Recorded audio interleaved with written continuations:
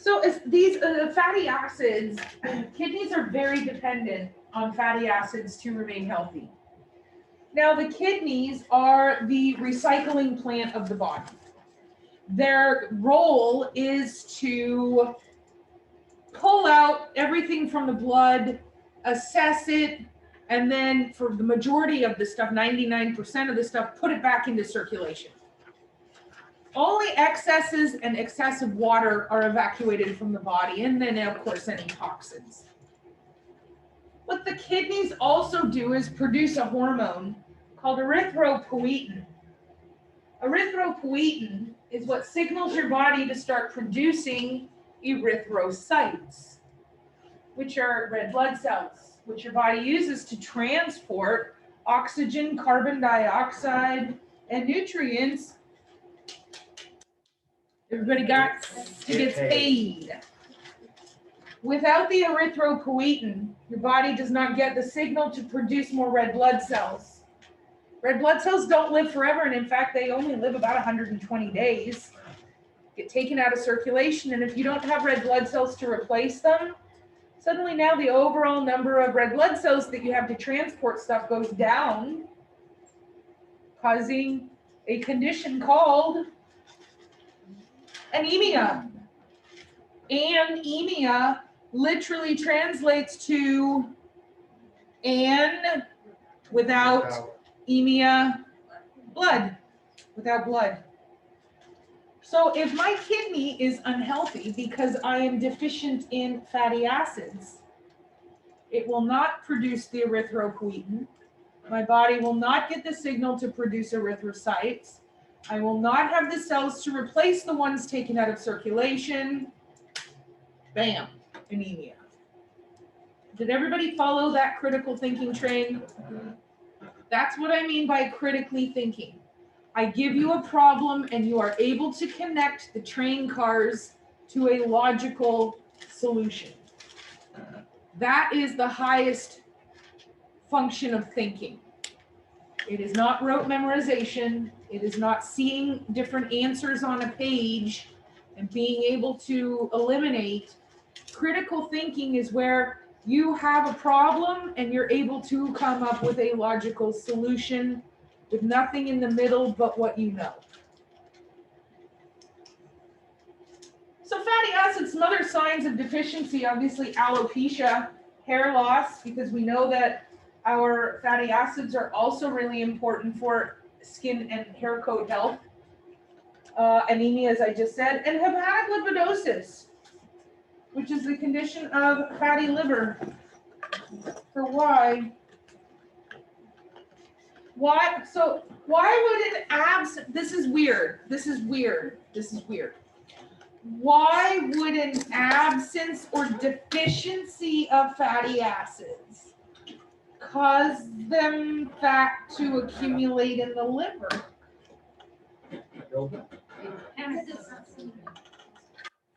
Because it's what? I would have got a lot of people. Do the fatty acids work in breaking down the fat? Because it's acidic and No, you just lost on the word acidic. Yeah. So I'm deficient in fatty acids. So your body's not sending the fat elsewhere, it's keeping it in the liver. Storing. It's built up over time. Okay.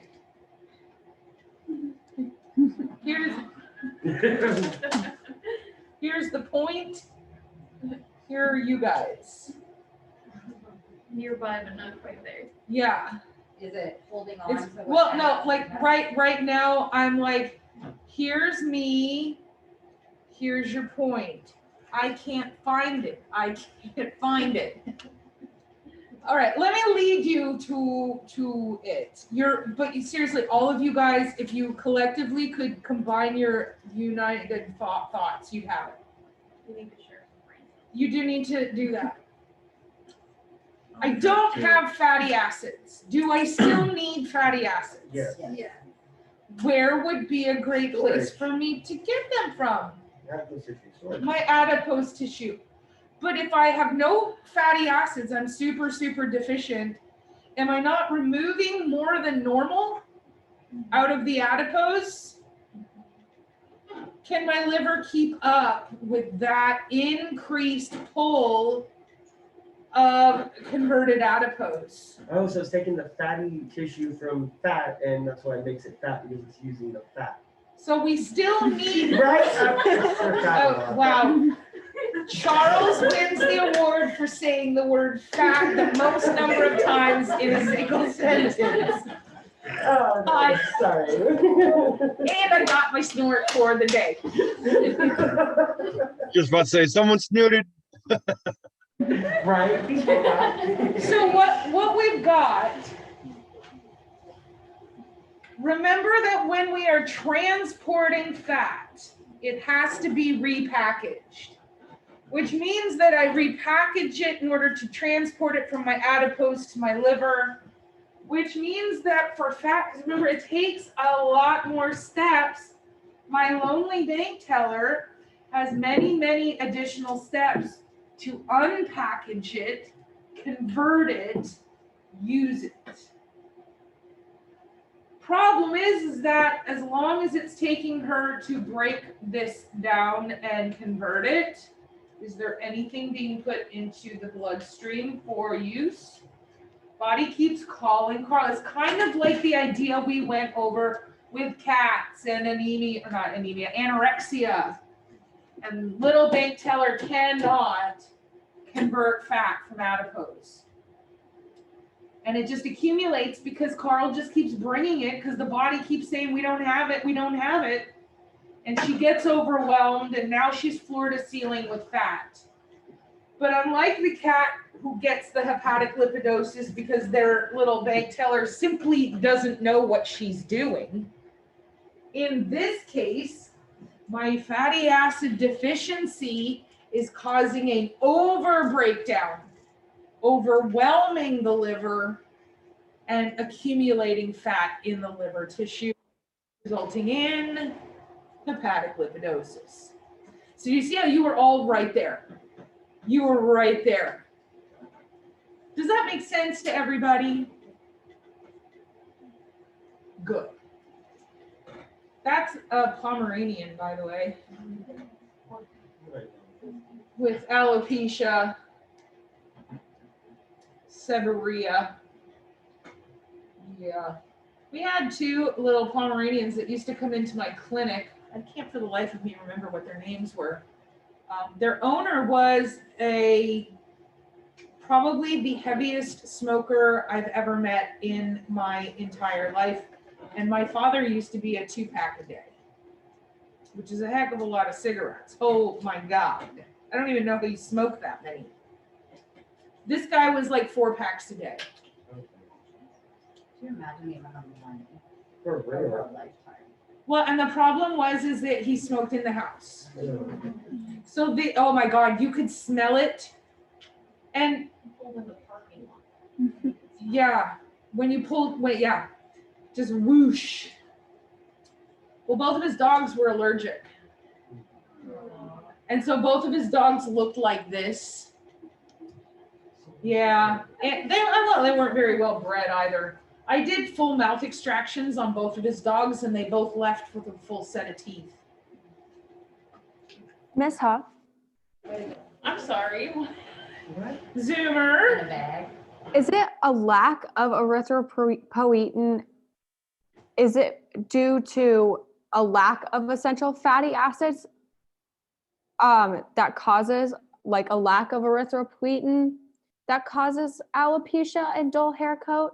I think I'm just a little bit, I've been trying to put that all together. I'm sorry.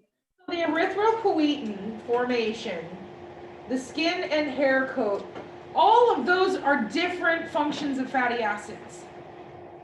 So they're not all connected. You don't have the lack of erythropoietin causing hair loss.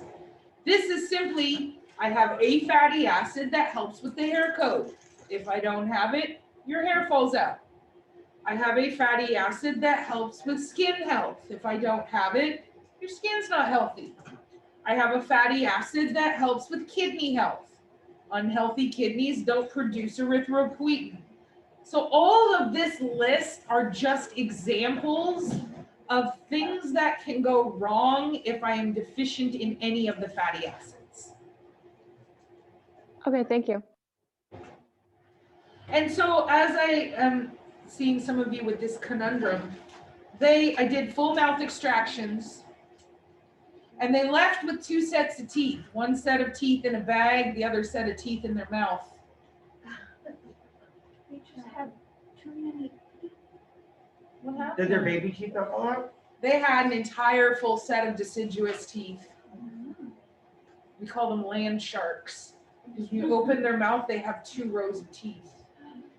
So I went in and extracted all of the deciduous teeth and left the adult teeth, and I was on both of them. And that's just from bad breeding, right? Oh yeah, absolutely. It makes my mouth hurt. Oh, it Not was healthy? fun. No, just like having 2 sets. The thought of having 2 sets of teeth in your mouth at once. In a teeny little Pomeranian Your mouth. mouth would be too full. It was super too full. It was super, super too full. Here's just our review. You know I love me my review slides. You can get fatty acids from both animal and plant material. The one specific fatty acid, however, is arachidonic acid that is only available in plant or in animal, cannot be obtained through plant. Cats have to eat animal-based fatty acids to get the arachidonic. 9 calories of energy as compared to how many were in carbs? 4. Nice. Fats make stuff taste good, and they provide a nice texture. And they are essential for the absorption of our fat-soluble vitamins A, D, E, and K. We'll talk about our fat-soluble vitamins when we get into our non-energy producing inorganic nutrients after we finish with our proteins. Those French fries look great, and I really think I'm gonna need to go get some protein tonight. I am gonna need to go get some protein.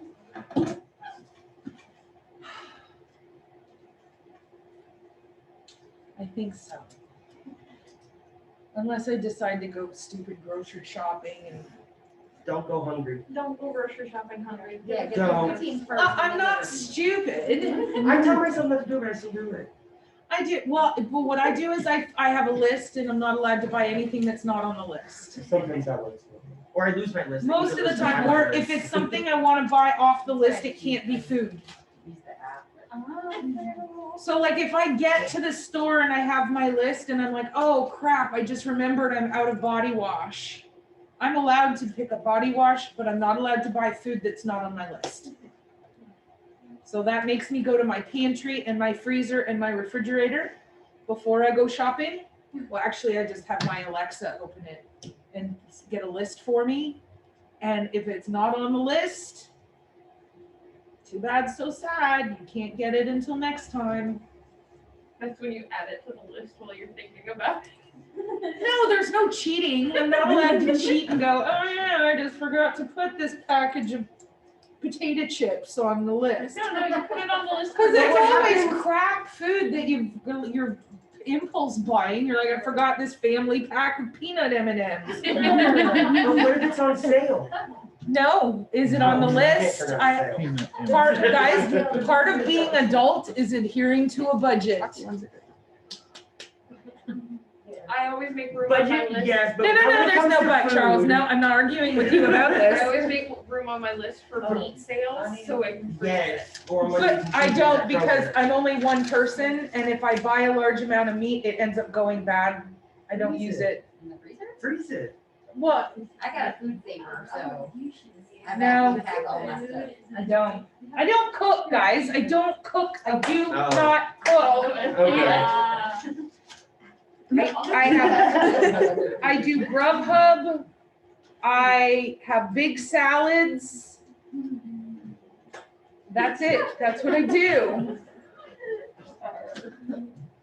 All right, so the different types of fats, what does it influence? Well, appetite, obviously. If stuff tastes good, you're gonna eat more of it. Duh. It's going to influence how many of the inorganic, non-energy producing nutrients are you able to use. Fat influences your body's ability to work because it's providing you with the energy to do so. It influences how does your hair coat look. And what type of fat. So, because remember, the different fatty acids are used differently in your body, and it's determined by the first double bond. Some fatty acids are more likely to be stored, because remember we also had saturated, monounsaturated, polyunsaturated. Some are more likely to be stored, and because it takes more steps to convert and repackage for storage, we are less likely to break down fat for energy. We're more likely to begin breaking down the carbohydrates because it's easier to do. And that's going to affect the pathology of your tissues. Now, animals, well, and humans, don't just get obese on the outside. You don't just have this big fat, remember the big fat dog I showed you at the beginning of this?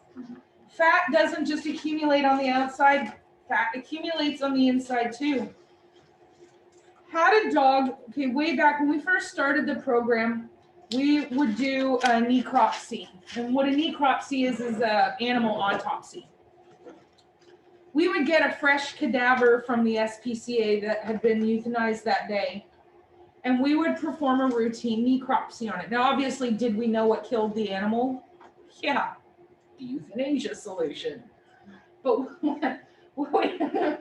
it's not funny. It's not fun. I'm so sorry. I'm laughing. She did it.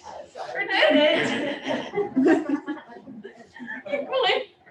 You're awful, and now you've got me into trouble. A whole bunch of people in tears with Mr. Hamilton. She was laughing about you. If I'm going down, girl, I'm taking you with me. She hit you with the bus. So one of our, I wish I had photos of it, but I don't. Super, super, super duper fat, big Cocker Spaniel. And so when you're doing your necropsy, everyone has a little bit of a different technique. I do the thoracic cavity first. So I open up, I cut the ribs, and before I cut open the thoracic cavity, I do make an incision into the abdominal cavity, and I run the diaphragm, meaning I stick my hand into the abdominal cavity and I physically feel the diaphragm. I'm looking for holes, which would be a hernia. I'm looking for defects. And so I'm feeling the diaphragm. And then what I do is there's negative pressure in your thoracic cavity, right? Take a big needle and I stick it in the diaphragm. And if you listen closely, you will hear the pressure released, even in a deceased animal. And I stuck it and nothing happened. And I'm like, that's weird. So we took the sternal plate off. OMG. The chest cavity was just a cavity of fat. We couldn't even visualize the heart. The amount of fat in the pericardial sac, I've never seen anything like it. There was so much fat around the lungs that they had adhered to the wall, the parietal peritoneum and the visceral peritoneum were stuck together, which had caused partial collapse of the lungs, which is why I didn't get my negative pressure release when I stuck the diaphragm. Unbelievable. I've never seen anything like it.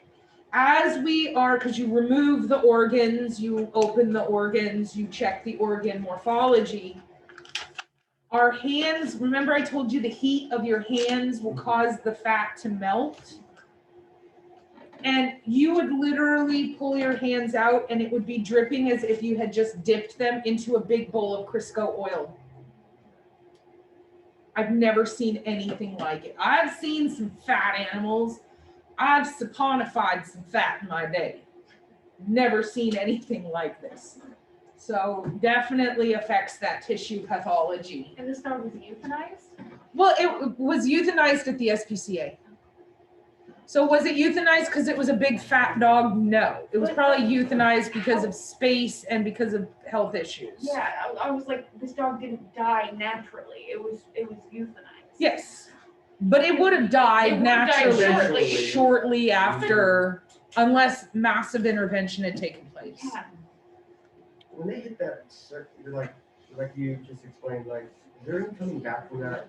You know what, that's a great question. So for you Zoomers, what the question was is when you have an animal that gets to that point, is there really any intervention? Is there any coming back from that? My answer to that is sometimes. Give you one more. Shetland sheepdog. Her name was Judy. Never forget her. Sweetest thing ever. How much should a Sheltie weigh? Normally. You guys just finished a behavior Under class. 30 pounds, like 30. On 35, average, yeah. 25 to 30 pounds, depending on the, because if you have your itty bitty teeny tiny ones and then your average size ones. This dog came in, I'll never forget this as long as I live, 74 pounds. Oh, The dog was big enough that she could not walk.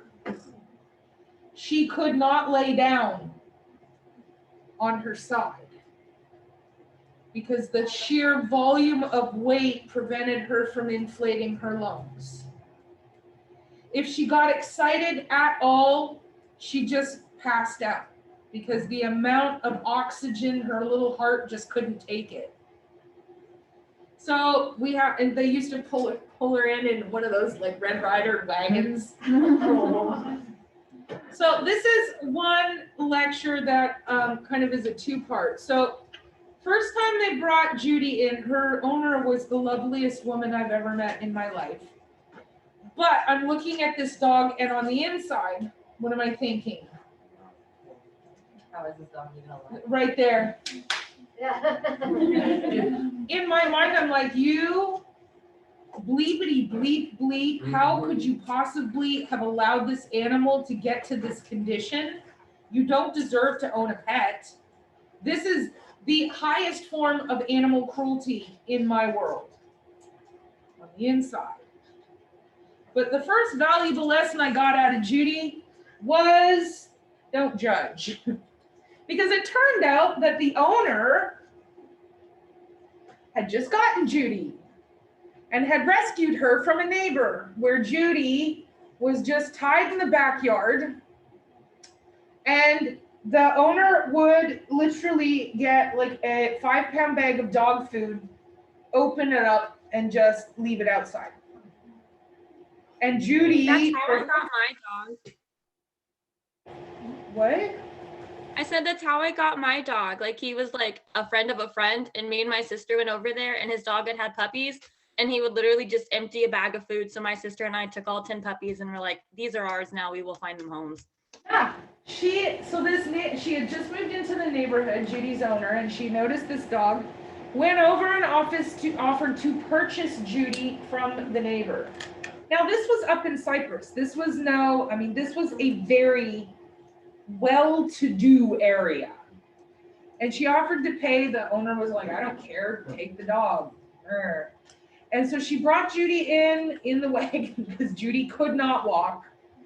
And that's how I had a little bit of a humbling moment where I'd had all these horrific, terrible thoughts about this woman that were completely unwarranted. So I learned never, ever, ever, ever judge until you know the facts and then judge away.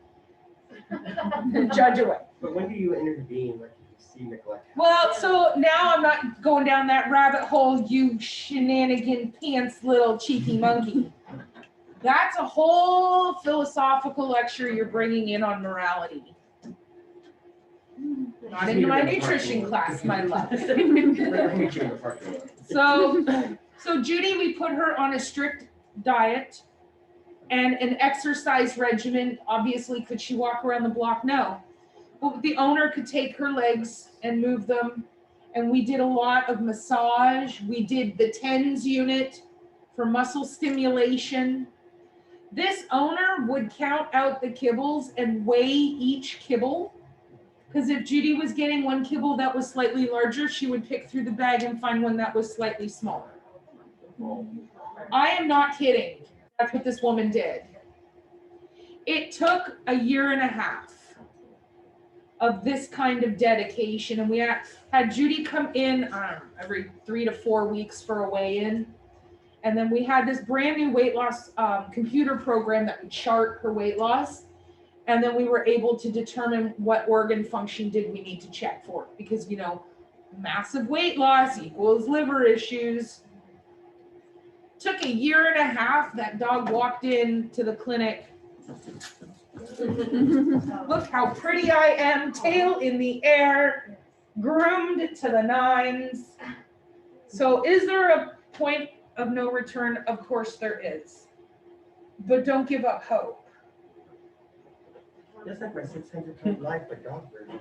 Ms. Huff, if Exactly what it is. It's an episode of that, but the canine My version. 600-pound dog. Put that in a movie.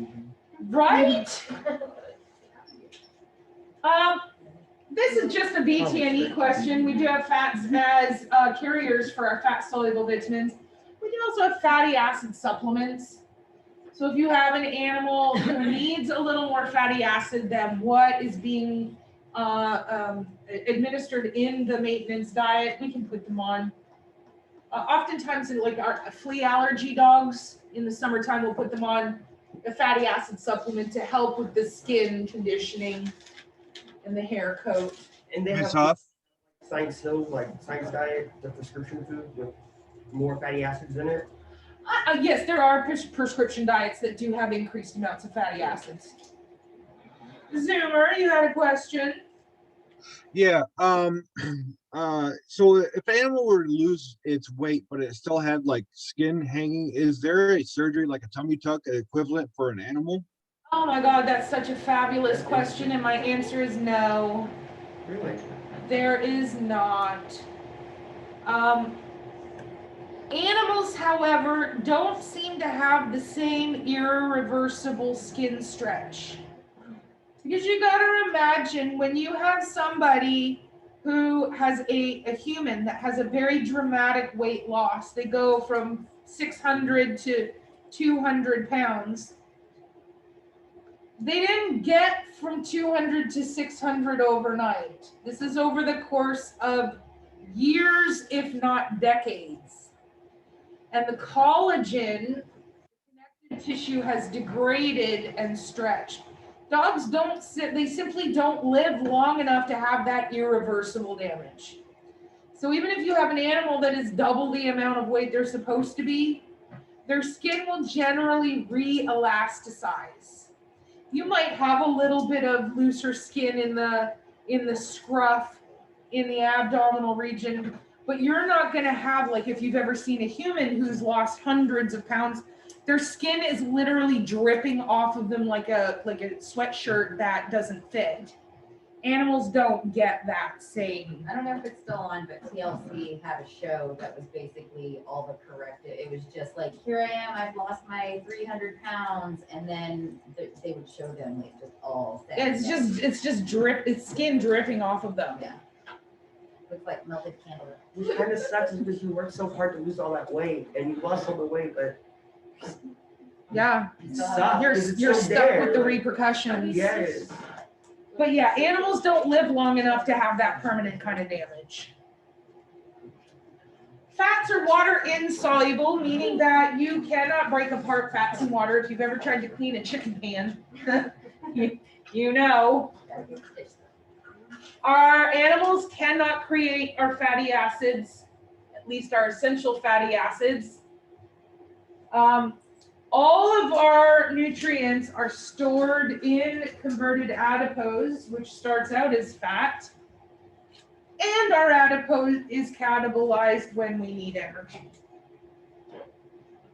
Just another review slide. Comments, questions, concerns?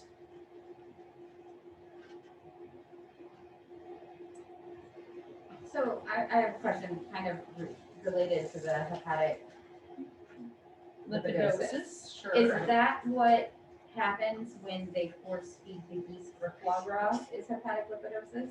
That's why it's delicious. Sadly, yes. Tortured goose liver.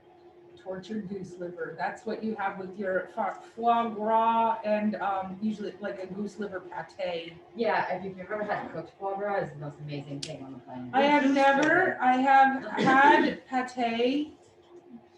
It was a duck liver pate, but it was not a foie gras. Yeah, no, the foie gras, like they slice it and they like sear it on the sides and it just. No, and I have to pretend it's not made of liver. Yeah.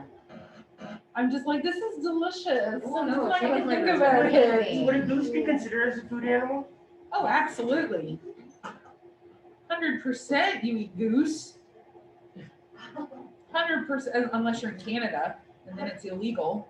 Well, it depends on the goose. Depends on the goose. If it's If Canadian it's a Canada goose, goose, you can't have it. Canada goose, you are in a world of hurt. Killing a Canada goose is the same thing as killing But a if bald it's a eagle white, here. white farm raised goose. Oh God, yes. All day. Eat them, but they're super greasy. They're so good. They're so greasy. They're greasy like rabbit. Rabbit is a very greasy meat. But you don't have to baste it. Yeah, I miss my effort. I love not having to baste it. No. See, these are all meals that are offered at my favorite restaurant on the planet. It's a restaurant called Bistro Lisette. It's at Westheimer in Like Kirkwood. the number 7? Huh? Lisette, number 7 or mushrooms? No, it's called Bistro Lisette. Is it CEPPE? No, CEP. I know where it's at. Bistro Lisette. It's right there by Specs. Mm-hmm. Right by where the old Blockbuster used to be. Yeah. Mhm. Sorry, I'm just translating. I know exactly where you're at. By the Yeah. Pizza Hut. It's right, yeah, it's right there.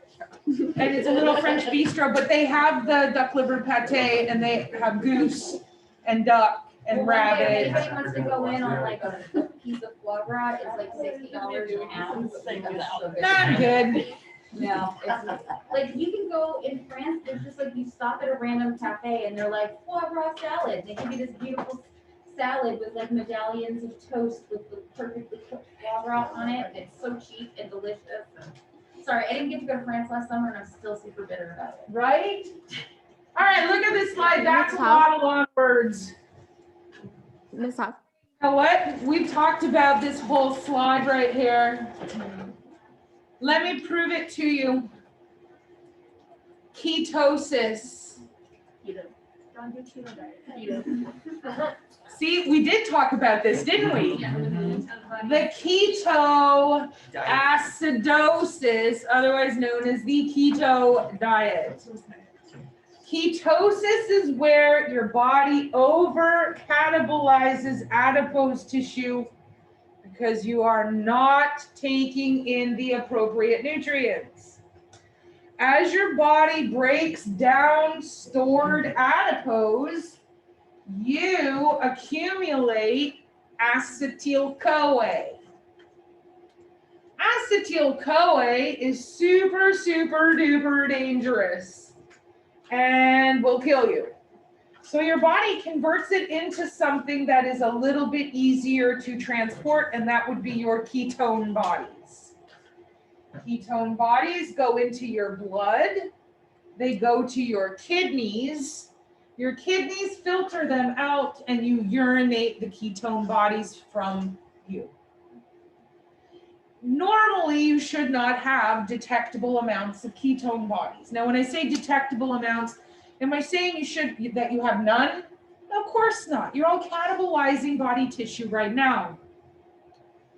My detection strip measures a minimum amount that is too high, if that makes sense. The ketone bodies, if they accumulate and the kidneys are not able to remove them fast enough, they go back into circulation where they are accumulating, but they are acidic. which causes your body to go into ketoacidosis, which over time will cause multi-system organ failure and death. So that's all this slide says. It just outlines the process behind how ketone bodies are accumulated. So the way I think of also ketosis, because you know I have a running movie in my head. We've already explained that. So there was an old show, none of us, including myself, you just shut your holes. Sorry, sometimes I'm arguing with you guys and I don't even know There's a it. chance to start. Seriously, sometimes I'm just in a huge fight with you guys and you don't even know. I feel like I'm older than you. I doubt it. I'm 43. You thought about it, you're like, I'm trying to decide if you want to. If you're older, you're. So you're young. I- see the fit. Like, I don't care. I embrace my oldness. I am older. Oh, see, I would not have thought so. I am older, and that's all I'm going to say about that.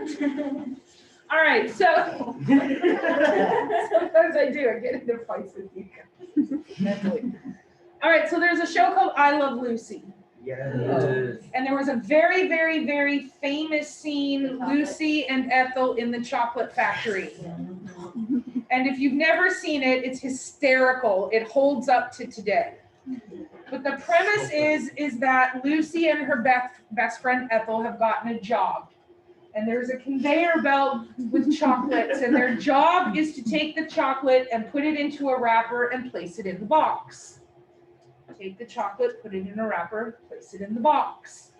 Okay, now imagine that Lucy and Ethel are your two kidneys and the chocolates are ketone bodies. Wow, does that not mentally? Yes. So normal, pick up the chocolate, put it in the wrapper, place it in the box. But then what happens during the course? Doesn't it start to go faster and faster and faster until like they're putting them in their mouth, they're shoving them down their shirts, placing them in their hats? Are any of those chocolates leaving? Of course not. That's what I'm talking about for ketosis. It's a pretty great analogy.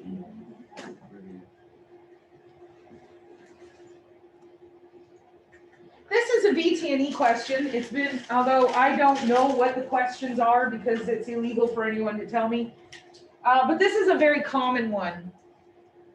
The normal pH for animal blood, it's just very slightly off neutral. So our normal animal blood has a pH of 7.4. However, the range that is considered normal is 7.35 to 7.45. So anything that is above or below 7.35 to 7.45 is considered abnormal, too basic, too acidic. If you had an animal that came in with a whole bunch of the ketones in their blood is becoming acidic, like what would you do first to start flushing it out? So the first thing I would have to do is find out why. I would want to find out, is this animal ketotic because animals hopefully are not losing weight fast enough to go into ketosis. So now I've got to look at what is happening.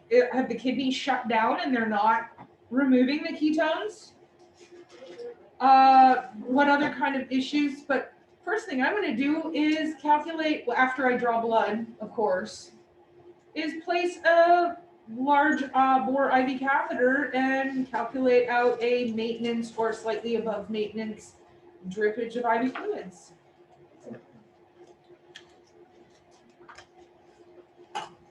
And that, I believe, is the last slide in our fats and fatty acids presentation.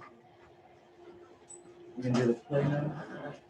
Are we gonna what? You gonna do the play? You said you had a play for Yeah, us. you never acted out. You never. West Side Story. That was for anatomy. I know, but we haven't forgotten. But no, Aw. because the play has to do with the mechanics of the muscle contraction that we're covering on tomorrow. I was probably- So I got it, there's your tickle for wanting to come to class tomorrow to see my wonderful one-man play performance of the Star-Crossed Lovers. One is the prom queen and the other is from the wrong side of the tracks. Maybe you should take a back too. And they're in love and her father doesn't approve because he's from the wrong side of town. But he has to see her. She's at the dance and she looks so lovely. Underneath the spotlight. Oh, probably. All right, so I've got a few minutes left. What questions can I answer for you about fats or fatty acids? We'll do a wee bit of review on tomorrow. But what I would like to do, I'm going to pause this now because we're done.